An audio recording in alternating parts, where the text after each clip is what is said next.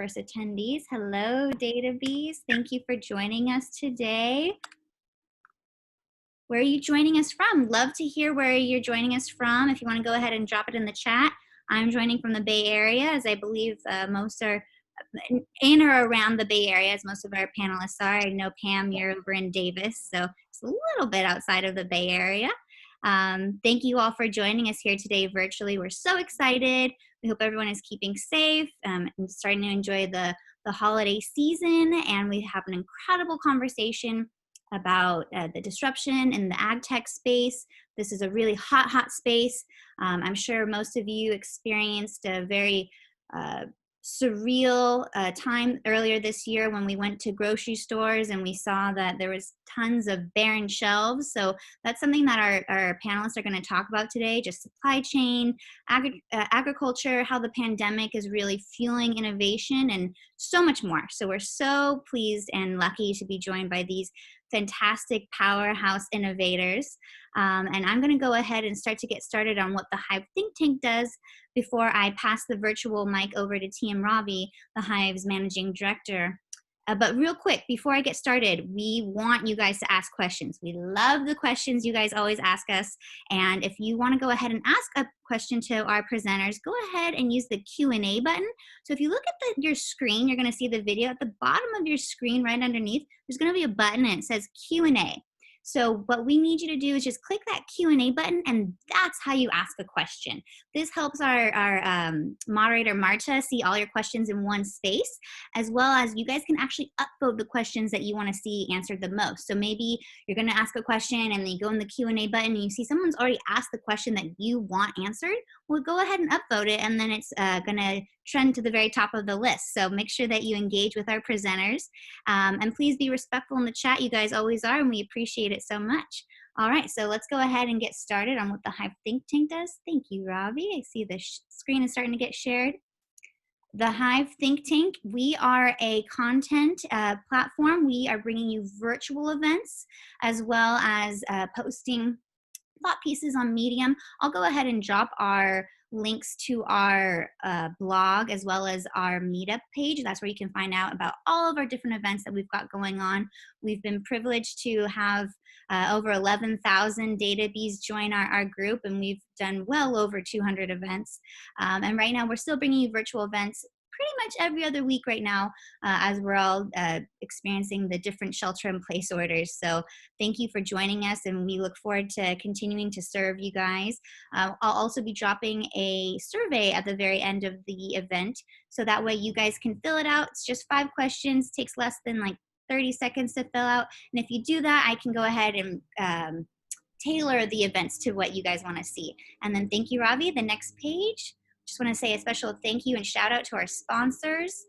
If you want to get in contact with me, my email's right there, and I'll go ahead and drop that in the chat as well. We would love to talk to you about sponsorship. If you want to present at one of our events, we'd love to talk to you about that too. So without further ado, here's TM Ravi, the Hive's founder and managing director. Thank you, Matty, and thanks for making this happen. So just a brief introduction of the Hive. The Hive is a venture capital entity focused on leveraging data and AI to drive a transformation across a broad set of industries. And you'll see that a lot of the techniques that we tend to use tend to be data-oriented techniques. And so if you're interested in starting a company, or if you have a company looking for funding, please reach out to Matty or myself. I'm very excited to be hosting along with Matty this event today. I want to mention a special guest I just noticed who is in the audience today. His name is Warren Weber. He's a good friend of mine. Warren was one of the first organic farmers, had an iconic farm in Bolinas, which he and his wife just sold maybe about a couple of years back. Supplier to Chez Panisse, that sort of thing. So very excited, Warren, to have you here. If you're going to be tweeting today, please use the hashtag HiveData. And so with that, I'd like to introduce the moderator, Marta Bulaish. And has been an investor, worked in VC firms, worked in incubators, in corporations. She's a thought leader. She's really a kind of a great ally to a lot of entrepreneurs, helping them strategize about their companies. So with that, I'll hand it over to you, Marta. Thank you, Ravi. It's always an honor to present here at the Hive. And today's especially exciting for me because I'm introducing a phenomenal trio of female repeat entrepreneurs with deep STEM representation. I have a PhD in entomology, an industrial engineer, and a computer scientist. These women have reshaped and are going to continue to reshape the ag industry. So I welcome this pioneer in biologicals for pest management, the hummus queen, now making a living talking to plants, and a technical geek who has had incredible experience across all things IT, from virtualization to IoT. They're bringing science, technology, and transparency to digitize the food system. I'd like each panelist to introduce herself and talk about the company, and I'll be sharing some slides briefly here as well. Pam, I want you to start. Hi, I'm Pam Marone. I'm a serial entrepreneur. I spent my career developing biologicals, natural products that control pests and increase crop growth. And I've done that for 30 years in Davis, California. Just like antibiotics come from microbes, and Taxol comes from the Pacific U. This last company I founded, Marone Bioinnovations, takes plant extracts and microbes and deploys them over the crop or in the soil or coating seeds to increase crop growth and control pests and diseases. Shelley, there you are in the field. Tell us about you and what you're doing here. That's me, pregnant about a year ago. Hi everyone, I'm Shelley Aronov. I'm the founder and CEO of Inner Plant. We give plants a voice. Quickly about myself, I've been in the US for about 11 years, but grew up raised in Israel. Started a couple companies before this. As Marta alluded, one of them was a food brand. So we're selling a hummus brand on the West Coast to supermarkets. And then with Inner Plant, what we're doing is we're coding sensing capabilities into the plant's DNA. So the idea is that whenever the plant is experiencing something, we can now generate a signal that we can see. And this is an example of a way to see it with a simple iPhone, but we can see this as far as satellite imagery. We want to transform agriculture by finally understanding what it is that the plants are experiencing and using that data in order to move us to the next generation of agricultural inputs that very likely will not be chemicals. That's it. Amazing. Miku, there you are in the field. Tell us about you and your product. And you're on mute. Hi everyone. Which is usually me doing that. I'm glad to be part of this event. For myself, I have a pretty intensive technology background. I've done multiple startups, but with AgShift, it's something very close to my heart. Originally, I'm from India, and I come from a small farm holder community. So this has given me the chance and opportunity to close some of the gaps which I grew up and experienced first person, going back to my roots in India. With AgShift, what we are essentially doing is we are automating how the entire supply chain goes about assessing quality of food. How do we grade something like strawberries or almonds or whatever it is? And what are the efficiencies and improvements which we can bring to this process from automation? And we are very excited about this because this gets us on the path to also not only bring efficiencies, but also significantly reduce food waste, which is again very close to the mission which I've had in my heart for a long time. And hopefully now with this solution, we can translate some of that in a meaningful way. Thank you. Thanks, Miku. And so I'd like to start off with Pam, who has been a founder since 1995, raised $300 million. Is that the right figure, Pam? It is. And to just give us a lens of the history of ag tech, because now it's super booming, but give us a lens what you experienced from about 1995 and to where it's going today, because you're still heavily involved in the industry.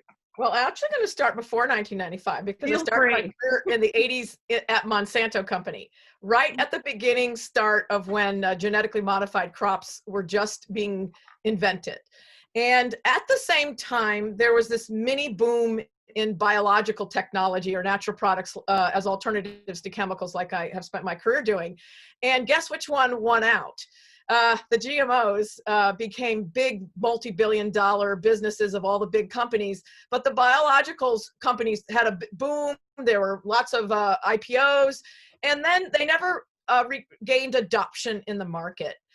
Well, fast forward so many years, and we're back here again. Why now is there a dramatic change in and interest again in all things biological? And we're saying the next century is going to be the biological century in food production versus chemicals or even genetic modification. And the reason is because, first of all, the consumers are driving a more transparent and sustainable food system, and the food companies are saying, yes, we have to do that. And then there's an explosion of technology, data, precision tools, and biology, genomics, metabolomics, and that is allowing us to develop products that can compete with chemicals in every way and use data like what's going on beneath our feet and be able to characterize all the microbes and how they signal plants back and forth. So we have technology and data that's been able to drive better products and then integrate those with farmers to get a better return on investment. So it's now the best time to be a startup or an entrepreneur in this field because of that. Amazing. So Shelley, you're a 3-time founder. You're mildly obsessed with the supply chain. Why on earth did you start an ag tech company?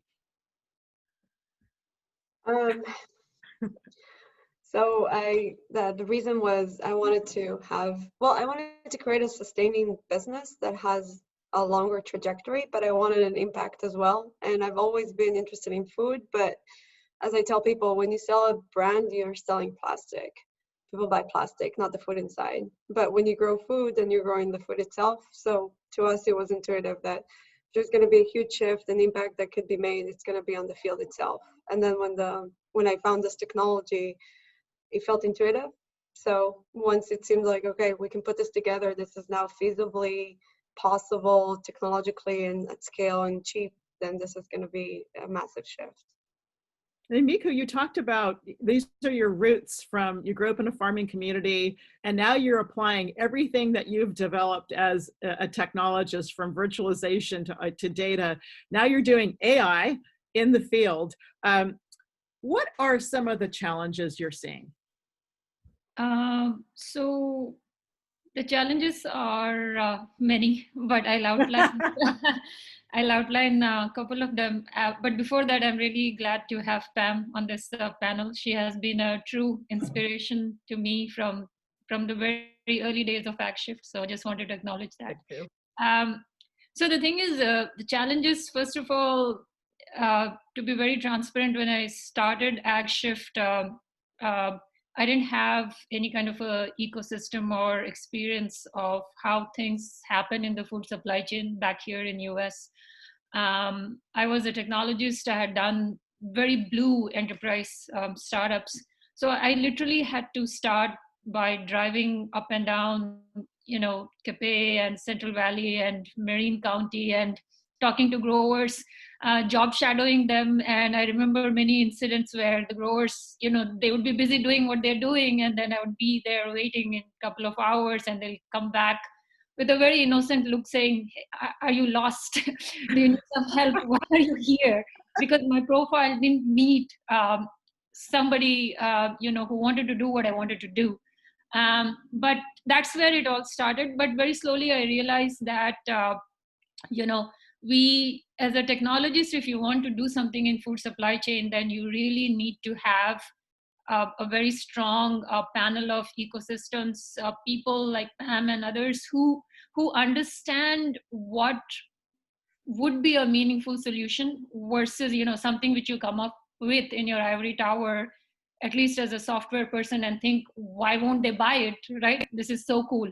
It does not work in food supply chain and ecosystem. So that was one difficulty which I had to build this, so that I could validate that am I on the right track or not. That's one. And second is the fundraising. It has improved, even if you go back to 2016 compared to now, but it's still very challenging for food and ag. And I think the challenges, some of them are well placed because there's just not enough proof points for food tech companies the way you have for other traditional enterprise companies. Until those proof points are there, there's always going to be some kind of a nervousness of, from the investor mindset that, should you take that plunge or not? I think things are improving, but we are still a long ways from where investing in ag tech at least becomes as normalized as in the other industry verticals. So I would say those two are the challenges for young entrepreneurs to step into food ecosystem and bring disruption, bring changes, which is so much needed in today's the COVID-19 world, at least from automation perspective, as we are all living through it. So I think you have a skeptical customer, not to mention a lot of skeptical window shopping venture capitalists.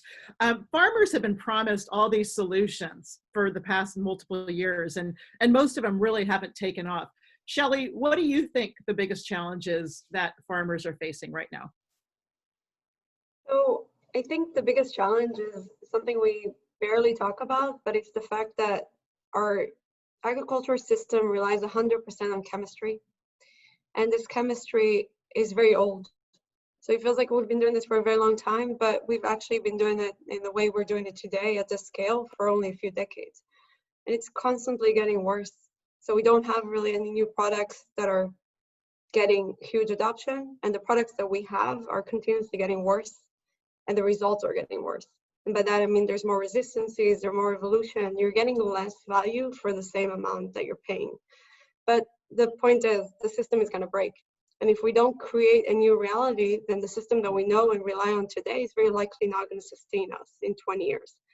And we might get lucky, or we might have a better data-driven way to understand what the next solutions are. Because without the right data, we might not get lucky again. And what I mean by that is that if everything we've ever done before was done on a small scale, you start in a lab, you take it to a greenhouse, then you do a few small plots, and that's a product, and you spend $100 million in 15 years, you barely know anything about it by the time you launch it. So we're limited at what we can do, and that's how we are where we are today. The next generation of agriculture will very likely be where we transition into massive data sets, we bring computational biology and deep learning into the fields, and then we find what the next generation of products are. And Pam is very likely making them, but we need the right data to prove to farmers at scale that they work the way that they're supposed to work. That's the key. So Pam, have you seen the skepticism from the farmer's lens changing dramatically? I have, and as a data person, I've done a lot of surveys of farmers over the years, and there's no question that they're under more pressure from the consumer and the supply chain and the food channel. In fact, for Pheronym, a company, biocontrol company I'm coaching, they had to do for the NSF I-Corps 100 customer interviews just recently. So I was sitting in on those, and so I was able to listen to, what our customers are thinking. There was not a single grower didn't feel the pressure from the consumer side of things to make their operations more sustainable. So, and what's, as like referring to what Shelley said, is remarkably, every single one also said chemicals don't do everything for us. And despite the fact that we use all these chemical pesticides, we still have a lot of unmet needs and pests that are not controlled yet. And we know we could get better results with a more holistic, integrated program, but we're short on systems integrators. Those people who can integrate data, precision tools, and all the techie stuff with the biology and cultural practices in an on-farm system that's holistic. And we're needing to transform our ag extension system in order to be able to do that. So we're entering the digital transformation of agriculture. And what I love about you three presenters is, this is my theme, is you do detect, protect, and inspect. And so, Shelley, on detection, are you a biotech company or are you a data company? Wow. We're a data company driven by biotech. But that's a reality. I think a lot of people now believe that for drug discovery, the way is, you do DNA sequencing, you understand the phenotyping and genotyping, and then you move towards the next models to find better drugs. It's going to be the same for agriculture. If it's a biological system, it will have its own mechanisms to evolve. It's not handmade by people. It's not a machine. We have to have the data, and we need to start in the biology in order to always be ahead of nature. So I think we're both. And just a quick note, I know we're going to take you off Marta, to the next question, but one of the things that I find fascinating, and I keep hearing the same thing, Pam, is that the farmers are afraid of the chemistry themselves. Every single time I talk to a farmer, it's around how terrified they are by the next cocktail that's been promised to them. And yesterday I had a similar conversation with a large winery where they say, if it feels wrong to me, then it's got to be wrong. And I don't even want that in my field. There's just such a huge gap. Is that because of sustainability? Is that no, the it's view? because they're afraid to enter the field because they have kids. Got it. It's like safety. Because of toxicity of chemicals? Yeah. So which segues right to Pam. Okay, if you're going to be protecting, how do you protect safely and sustainably? What's going to be the big trend there for you, and how have you seen that change? So as I mentioned, there's a lot of tools and data that we can use now to make biological products, which are microbes and extracts of plants, better. And so, for example, we licensed from a professor a fungus found in the rainforest that puffs out gases, and you can put it in the soil and fumigate the soil to replace very toxic fumigants. Well, now they're asking, everyone asks, well, what is it doing in the soil? How is it affecting all the other microbes in there? So I got a wonderful UC Davis intern who was expert in bioinformatics. We hired her, and she did a study and showed that before and after treatment with this fungus in the soil, we did not change the beneficial microbes, but wiped out the bad plant microbes that killed the plant. And so we wouldn't have these kind of data tools, 5-10 years ago. So the science guided and data guided processes that we can do now can help us make a better product, and then provide the farmer more information of way to manage his crop better, that gives him a better ROI. And that's really what it comes down to in getting these products adopted. It's going to do something that's going to help them make more money. And I love that you're talking about a meaningful livelihood for farmers, because their costs are coming up in all kinds of areas. And so for Miku, tell us how your technology is saving them money across a lot of labor and supply chain costs. So one thing is that we don't directly work with the growers. We work with the post-harvest, with the supply chain, and our focus is on quality inspections and quality assessments. So the way, indirectly though, I think growers benefit a lot because whatever it is that you have, once it leaves the farm, it needs to get inspected for quality at all the different points in the supply chain before it makes it to me and you as consumers. Now, the inspection process, at least for a lot of commodities that we are working on under fresh produce and edible nuts like strawberries or almonds or whatever it is, they're all based off of a very small sample size in the scheme of things. So if you're going to inspect 100 strawberries, which determines what you're going to get paid as a grower, right? What is your quality? Is it even going to be accepted or rejected by the shipper, right? Or do you have to take it all back?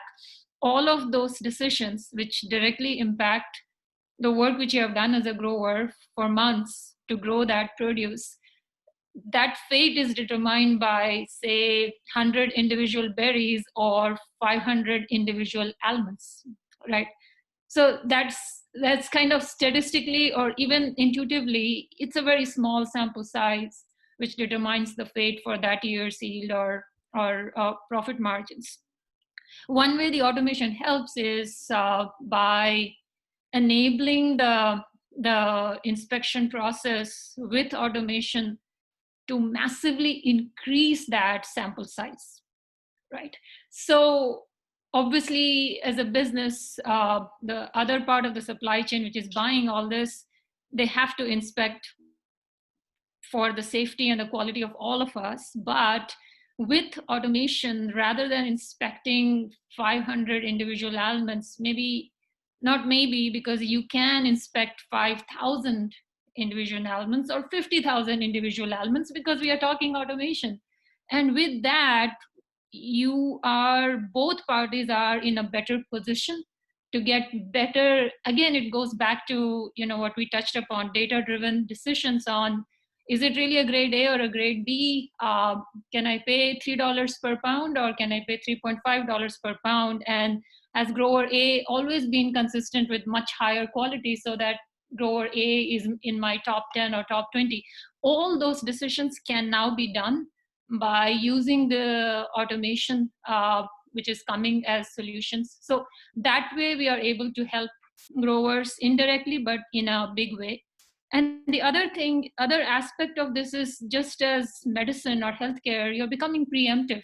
So if there is a problem with that crop, there's nothing you can do about it. It's already done, right? But at least by catching it early enough, over many more data points than before, you still have a way maybe to salvage it or to find a secondary market, so that you don't lose everything in the claim management when it reaches the last mile, right? So that not only again helps the grower back, but all of us as a community, it also helps because it at least reduces the possibilities of food waste compared to not having that data. And then at the last mile, everything getting rejected because of claims or recalls or just absolute waste. Love it. And then we have a question from Roger Royce as well, as, can you address the role of automation, robotics, and ag? And you've addressed it from the level of data and being able to inspect using computer vision, et cetera. Robotics and automation, Shelley, are you seeing anything there that you're excited about or concerned about? I mean, automating what you're doing is going to be part of it too, right? Yeah, I guess one of the things we're excited about is the infrastructure of more and more equipment, and essentially this entire infrastructure that's been set up in the last 10 years. Farmers are now open to having people collect data in their fields as they're doing other things, and they have more and more equipment available to them. The John Deere tractors in general have become essentially the biggest data consumer in the field, and they just do so many things with those data points and integrate so many data streams. So we're getting towards a world where utilizing new data sets, which is what we are essentially introducing, is going to be much easier. That's kind of the direction that we think about the equipment that's in the field and how we can service the system, or how we can service the equipment to make it better. And what have you seen in robotics? Well, with the high cost of labor, and every farmer, especially out here in California, the labor is a big problem, getting farm labor. So they are automating. I mean, it's a massive trend, and so every large grower I know is looking for ways, whether it's harvesting, picking grapes, picking strawberries, which are all used to be done, still doing be done by hand, but are increasingly going to be automated to save labor, and then on the processing side, and anywhere you can automate is going to happen and unfortunately means reducing jobs, but it's hard to find farm labor anyway. So that's the big trend. And I'm seeing FarmWise has a whole stream of big machines that go and take out weeds, that are robotic weeders. And Blue River started that way with wanting an AI vision guided system to look at the weed versus the crop, and to reduce chemical herbicides. Of the $65 billion chemical pesticide market, 40% is chemical herbicides. We've probably all heard about the Roundup glyphosate debacle. And so there's a clear need for alternatives for weeding, and robots is an up and coming area. For another interesting area of farming, John Vranos has a question about what do you think about, and this is up for anybody, underwater farming, how that's going to fit into the AgTech boom, and if you think there's an investor interest in the sector. Anyone see that? Anyone want to take on underwater farming? Sure, because I'm actually advising a couple companies in this area. Depends on what you mean by underwater farming. So if it's algae, then there are companies that are now growing algae in plexiglass tubes and using the algae for food and industrial products, and then collecting the water and using the water as a biostimulant for increasing crop growth. So that's one way. So it's taking algae that, there's still a lot of farming of algae and extracting algae for biostimulants from nature, but they're now growing it more artificially now. If that's related to the question. And John, if you have anything further you want to add on that, please ask. Suyin Kim, what do you think about indoor vertical farming? Wouldn't this solve most of the problems that lie in the agricultural industry? Oh, Shelley, I'm going to give that one to you. Oh, okay, not the aqua. I really know nothing about the bottom of the sea farming, but yeah, I think it took me a long time to understand where indoor farming is going to come into play, because it's not going to replace the outdoor agriculture that we have today. Most of the crops, I like bringing this data because I think a lot of people are not aware. We grow about 300 million acres of crop in the US. 10 million is everything that you think about as high value crops. So produce, trees, nuts, that's 10 million acres. Vegetables. The other 290, soybeans, corn, wheat, cotton. And that stuff usually goes to feed animals. So as long as we eat more meat, and very likely that's the direction we're heading, we're going to grow these crops, and they're too large and too expensive to grow indoors.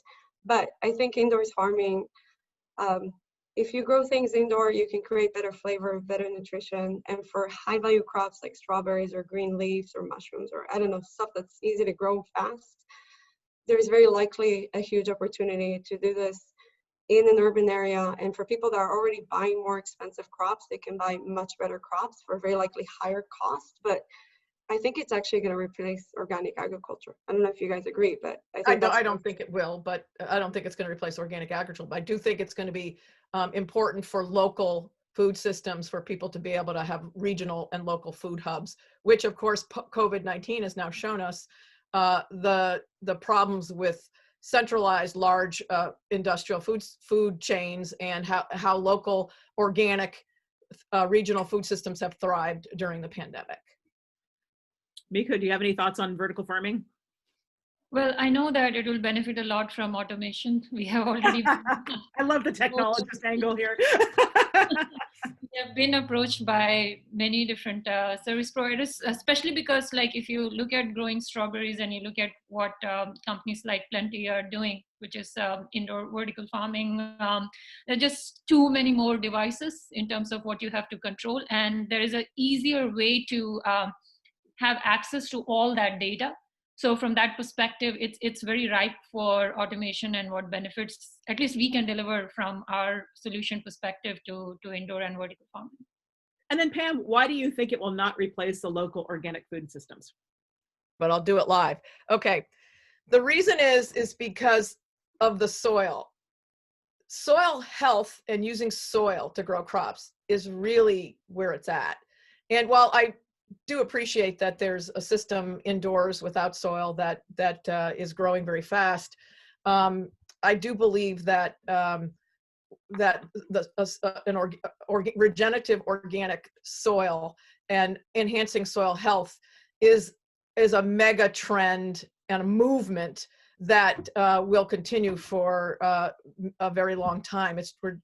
Organic farmers forever have focused on soil health, and now soil health has become trendy for conventional farmers, thank goodness. And then regenerative organic goes even the next step. So there's controversy about shifting our whole food system to soilless. I mean, soil is really critical for the world and making plants healthy. I want to talk about sustainability briefly here. You talk about soil, you see the erosion stories, you see toxicity and chemicals, et cetera. What are your views, and I'll start with you, Miku, around sustainability? I know you talked about one of the reasons why you've started this company is just to feed the world sustainably. Any other thoughts you have about the challenges in ag for sustainability? I would say that again, if I look at it from a technologist's perspective, overall, I feel there are still, percentage-wise, there are still very few entrepreneurial minds which are making this a focus. I feel that's fundamental. Solutions is at the second level. The first level is to get attracted to solving this problem or a part of this problem, which we could have a lot more focus on that. That's one thing, because sustainability is such a big, broad, and a humbling topic, right? That for young entrepreneurs to take that on, right? It's tough, and unless we have a lot more of them, we're not going to get a lot of solutions, at least in kind of a expedited or a rapid speed. That's one.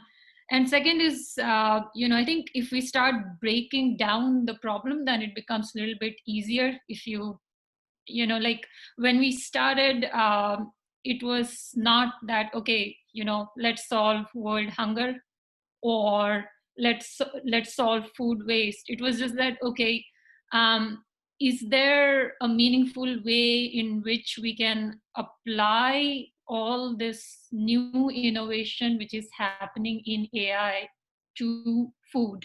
That was the question on the whiteboard, saying, okay, we're talking, whenever we talk about AI, we talk about self-driving cars. Can there be self-grading strawberries using the same technology? That was the starting point. And then we realized, okay, maybe we can bring something which is meaningful.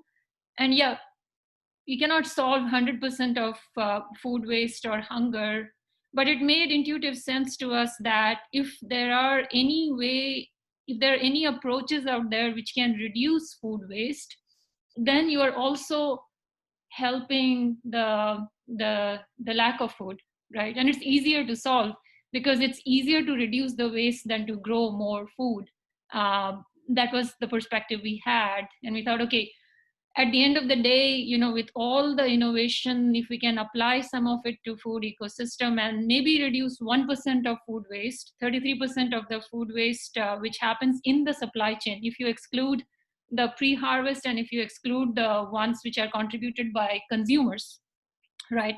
If you take these two out, then 33% of that food waste which happens in that fat supply chain pipe, a big portion of that is due to inconsistencies in quality assessments. I said, you said, lack of data, lack of patents, lack of any kind of a digital audit trail to say that, okay, this is what the quality was. So all of that to a big extent can now be solved because we are at a point from automation, digitization perspective that these things can be much better than how they have been. And our goal is, okay, we can't solve the whole thing, but let's solve 1% of food waste. Let's have that goal, which is achievable. And even if it takes 100% of our effort to solve that 1% of food waste, I think I'll be very happy with that outcome, because in the process, we'll have many more entrepreneurs, many more solutions, which will take it to 2%. And that's how we look at it. So it's still very conservative, though the goal is really lofty for us. So you've got measurement. Pam, what about resources, water, soil? What are you thinking about for sustainability? Well, there's the rise of the ESG investor that is driving companies on this front. Environmental, social, and governance, for those of you who know what ESG is, and started way outside, Europe, and is now coming to the US. Trillions of dollars of assets, wanting to find more sustainable businesses that meet ESG. So every company, I ran a public company for 7 years, Marone Bio Innovations, and ESG is top of mind. And I mean, our products fit very well, but then what about the rest of what we're doing? So we found out actually in measuring the carbon footprint of our products relative to chemical counterparts that we could reduce the carbon footprint by 60 to 90%.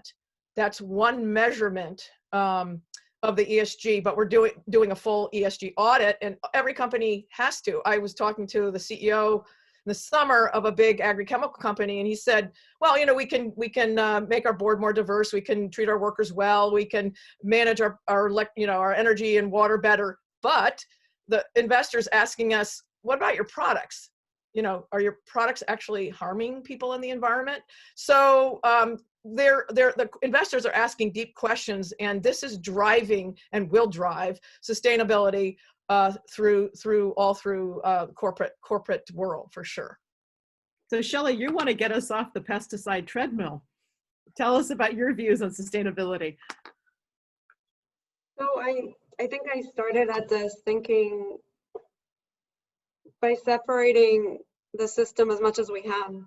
Everything's done artificially. It just doesn't seem like we're heading in the direction of sustaining the natural resources that we have. Constantly, it just seems like there's more and more problems piling up. And I think we know so little, most of us know so little about how we grow food. So we're not even aware of the next challenge coming, which is, are we gonna continue to grow food for the next generations? So for example, we were talking about the other day, I was talking about the Midwest topsoil. It took hundreds of years, if not more, to create that resource. And we're depleting it in tens of years. And once it's depleted, there's no other place to farm. So I think one of the interesting things to think about is that the Green Revolution, and a lot of people know what that was, but that was essentially bringing automation in many ways, but also creating dwarf crops, so crops that could grow higher yields. Even the inventor of that, Borlaug, that got the Nobel Prize, said, this is just buying us time. As long as we continue to grow our population, this is just a few more decades away until we need a huge bump forward. So we need to start thinking about what sustainability means, which is how do we maintain the resources we have? How do we make sure that we can continuously grow more food? We can never actually just sit and think that the system is taking care of it, because it's not enough. This system is going to be enough for another 10, 20 years. And I'm at least on my end at the point where I think we all need to come together, because it's not going to be one solution. Even if you have the right data, you need the right product, and the system is so variable, and you need everything to work together to bring it to the farmers in an easy way, or they will not adopt it. So we have to come together and figure out, how do we do everything at once so that the new system is as compelling as the old system. And to me, I think the data will know that we've done it right is when we don't need Roundup Ready in the seeds anymore. Because if we have technology that's doing this, why do we need insurance? So I think we'll get there, but I think we're really far still. This leads me to do that, we're probably going to have the right business models, right? And so Pam, you are quote unquote retired, but not retired, probably working harder than ever now, advising multiple startups. What business models do you think are going to be really interesting for AgTech startups? Well, there's a lot there. You know, I was just mapping out some just in the bio-ag world alone, and some of the precision farming, and there's hundreds of startups now, and so there's lots and lots of companies starting up, which is great. Mm-hmm. But they're sometimes the entrepreneurs, as sometimes in the early stage, or you always think you have your best bell and whistle, your best, the best next thing, and so what's really critical is the business model that has products or services or both that are differentiated from what's already out there. And as again, speaking to the growers' bottom line, growers today, especially corn and soybeans, the big commodity growers are lacking in profitability. Their commodity prices have been low. They've hit with tariffs, COVID, weather, whatever, and so climate change effects. And so, they're looking for things, as Shelley said, to make their farming operations easier and more profitable. So those companies that will have those tools, whatever they may be, and can show a differentiation, are going to be the successful ones. And Miku, you're going to do farming as a service, I'm sure. What's going to be your business model?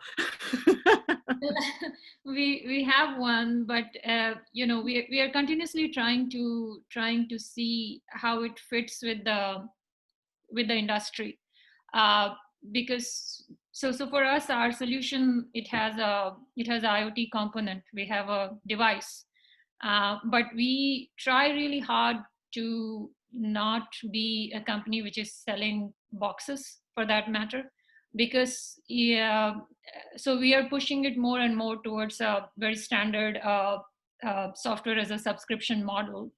And the reason behind it is many folds. As we all know, the food supply chain is very used to buying massive boxes or systems, or physical devices, putting it in their facilities and getting stuff done. They're used to it. They're comfortable with it. They're not comfortable with this SaaS or software subscription terminology. But we're trying to bring that change, because we also want to bring that education in this industry, that it's a lot more about the data. And that is why you're paying for the services and for the data, not so much for this physical thing, which is yet another physical thing in your facility. So we're trying to get that get that educational curve and adoption done, where we can switch to a very pure SaaS based model, and at least for solutions which are AI driven, which are driven by artificial intelligence, it's all about data, and you're never done with it, right? Like you can be making incremental progress, but if you're a true AI data scientist and you say you're done, then you are not a true AI data scientist, right? So we want hungry for more data. we want to bring that. So we are educating our customers on a continuous basis that we are going to consume this data. There is iterative feedback. We continuously work on it. That's why we want you to think about it from data perspective. And I think that's an important benchmark which we have to establish in the food supply chain. The emphasis should be on the data and the high value services, as opposed to any kind of a physical component. So we are trying, and I think over time we will get that adoption in the industry. Shelley, data. You're going to tell me a lot about my field if I'm a farmer. Tell me what your business model is going to be, or what you think a successful business model would be. Right. So we've had an interesting conversation last week about with one of the successful startups around breeding, and I think we understood where the next big opportunity is coming from. And it's not so much about breeding higher yields anymore, because there's only so much we can do without huge innovation. You get 1-2%, that doesn't move the needle to farmers. It's about reducing the losses to pathogens. There's about 15, maybe even 20% opportunity there. And everyone is thinking about resistance crops. We're thinking about it differently. Just because we have our views about resistance, takes forever to create, and then nature is really fast at dissolving this whole thing. But the idea is we sell to the farmers, never direct. Either the trade is in the seed, so we sell through seed companies, or we sell through companies that are already delivering inputs to the plants. So think about irrigation system, tractors, whatever it is. It's not just water, it's everything.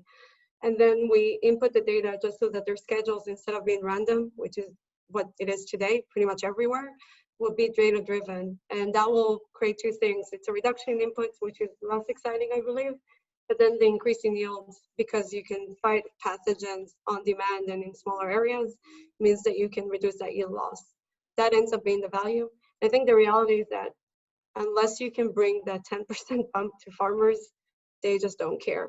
And I think we just have to get used to it. It's going to require a huge, huge uptake on their end to say that it's worth doing every year and get really into that product. And we just have to deliver some serious, really promising results for the first few years to show that. Spoken from the supply chain queen there. And so I also want to talk about, we have a new question from Suhyun Kim, who's an aspiring AgTech entrepreneur. He sees a big barrier because there's just a few players who dominate the field. He's a software engineer who wants to go into this. You're going to have a lot of passion. I'm sure you do, Suhyun. So what's he doesn't have context in here. What kind of advice would you give, because you guys have been in the field for a while, to an aspiring ag tech startup? Resilience, we know from Pam. Go ahead. Miku, it doesn't matter to me who starts. Go No, ahead, Pam. I was gonna tell him to talk to you. Pam, you get at it, right? Yeah, Like, well, as what a would you software call it? engineer, there are many opportunities in both the startup ecosystem and big companies because there's still so many problems to solve. But I actually have there's one resource that I really like, and that's agfunder.com. And AgFunder puts out a newsletter every week and with all the deals and companies starting up and deals, and then thought leadership articles about everything going on in ag tech. So I think that's a really good place to start of how you can familiarize yourself with what's going on there. And then Shelley, any advice? I think a lot of us have been in his shoes, so be humble and go talk to your customers and listen to them before you go and build anything, and then go build it for them. And that's a good starting point. And they're very open. Farmers and everyone in the supply chain is very open to making new connections and helping out. It takes a while, but you just have to go through it. It's one of the reasons I showed these pictures of the three founders here in the field. And I love how when Miku talked about when she was going up and down to the farming community after she was lost. So is there anything else you're thinking about that you'd give advice to somebody who's jumping into the game? One thing which I would say, especially if you are, transitioning first time from very blue, enterprise software space to a very green ag tech, there are certain things to keep in mind. AgShift being my third startup, these lessons were learned in a very hard way. One is that we have to be very respectful of seasonality, which is not a case with a typical software mobile app startup or a gaming startup or anything which you're doing in the blue space. That's one, that you can't really force anything around the season of the commodity or the produce, whatever you're working on. So you have to be humbled by it and factor that in, because in the food world, you're talking about 2 seasons, which sounds like a very small number. When you translate that to a startup, it's 2 years, it's 24 months, and that's the lifetime. It's game over for a startup. So it takes a while to learn that if you're not originally, or if you have not had background from ag tech or food tech. And second is that, as Shelley said, you have to be much more open to pivoting than your traditional space, because you might think this is a solution which your potential target customer might want. They might not want it, they might not like it, or it doesn't work in their world. And there's a lot more cases of that than a traditional software solution, because in a traditional software solution, you can add bells and whistles, you can tweak this, you can tweak that, and you can make it work. But here it has to work with the rest of the natural world. So the tweaking doesn't work that well. So pivoting has to be like, the first thing in the rule book. Keep changing it, keep iterating it till you get it right before you really invest into something like a product which somebody will pay for. So now I'm going to ask the questions that founders really don't like. It's the F word, fundraising. Tell me, Pam, who's raised a lot of money, what are you thinking about fundraising right now? You think it's a lot easier today? And what advice would you give to founders raising an ag tech? It's always hard to raise money, but I do think it's a lot easier right now because there's so many resources. When I first started, I'm so old that the internet wasn't available for me to use. So I had a book of the National Venture Capital Association, hard copy, went through page by page and cold called Silicon Valley investors. And that actually led to my first round of financing. But so it's, and I had to hundreds and hundreds of investors. It's still hard. It takes a long time, and every entrepreneur underestimates how long it takes. But there are a lot more networks and pitch fests and all kinds of venues and accelerators and incubators that are available for entrepreneurs today that we didn't have back then. So I actually think it's easier for fundraising, but don't get me wrong, it's always very difficult. Yeah. Okay, Shelley, you raised about what, 2.4 million in 2018. You're raising now, or VC's knocking on your door? Kind of usually work, the other way around, but they're starting to knock as well. It's hard to say, because I think what Pam said, and Marta, you've told me this before, it always takes longer than you think. I went into it thinking 2 months I'll be done, so it's probably going to take longer than 1 year. 1 year. No, I'm still in the. There's no way, like 1, 2 more months from now. But hey, knock on wood, they might be done soon. But I will say it's we're find a really large opportunity. It has to be compelling to investors, and just be aware that they don't like ag. They just don't. It's tougher economics, the seasonality, it takes forever. Farmers don't like paying, or at least that's what they believe. So I think there's just a starting point, which is not as appealing as the other industries, but on the other hand, you have your positives, right? So every industry has its own things. And there is a lot of interest, I would say that. Like, investors are coming around, they're seeing a big opportunity in ag. I believe in 2 years, it's going to be even easier, because they'll then actually understand the industry and it's going to be less daunting. Right now, they're just kind of getting the interest levels, but they still don't really know what we're talking about. I think right now most VCs think ag is Instacart, and so now they're going to start going down the chain here. So Miko, what do you think about fundraising? Are you fundraising now? Are they knocking on your door too?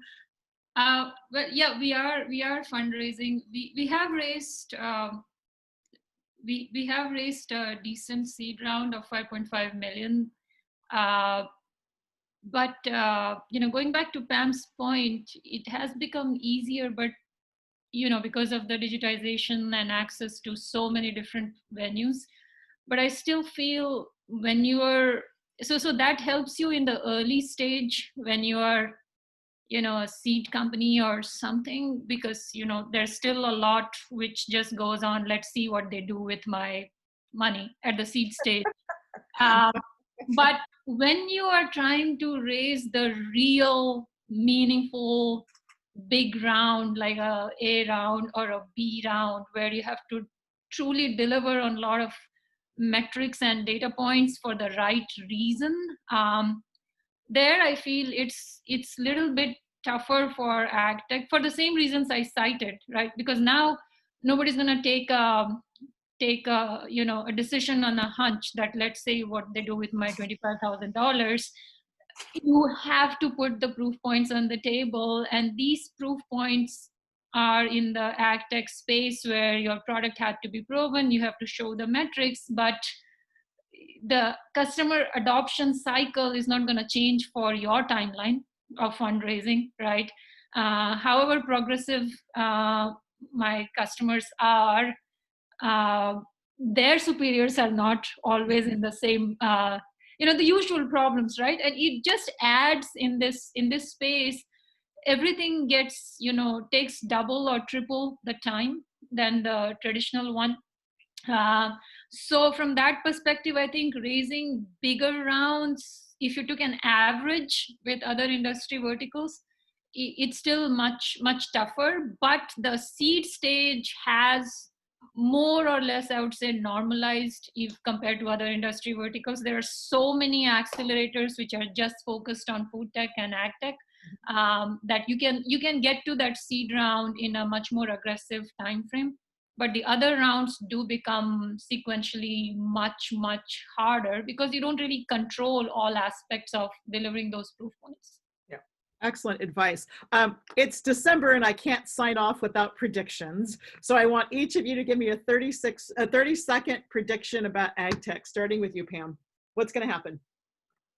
What's going to happen? What do you predict in the next year for AgTech? In the next 3 years or 5 years too?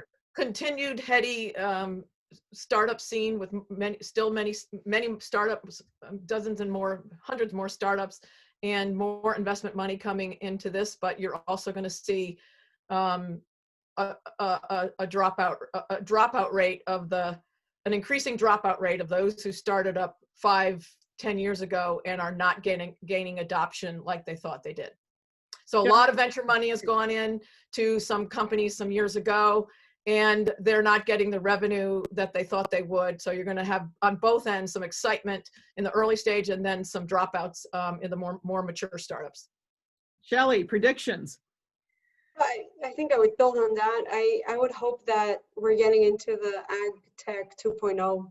And maybe I don't know if it's a year in a few years, but I think we've had the last 10 years that's been the first generation of a ton of investment and interest in AgTech. And as Pam mentioned, I think a lot of that is going to phase out, and there's going to be some much larger innovations even coming up, and just people that are basing on all of the data that's been collected beforehand and the experience. There's going to be another kind of big iteration of this all in the next 5 years. Miku, prediction. It could be any time frame you want. No, I mean, I'm pretty sure about this prediction. Every single shipper, cooler, aggregator, retailer, whoever is doing quality assessment will have automation in one way or the other. That's bound to happen over the next 18 months. So my prediction is venture capitalists will ditch their signature fleece vest for Oshkosh Bagosh overalls, and they're going to be frantically following Amazon, which is going to manifest massively in the supply chain, and Google on the data side, and they're going to be mapping crops with Google Farm. If anyone has questions, we have like 30 seconds that Ravi will let me go over. Otherwise, I want to thank my phenomenal panelists, and I want to take time to thank the Hive again for giving us this opportunity to talk about AgTech. Thank you all for joining us today.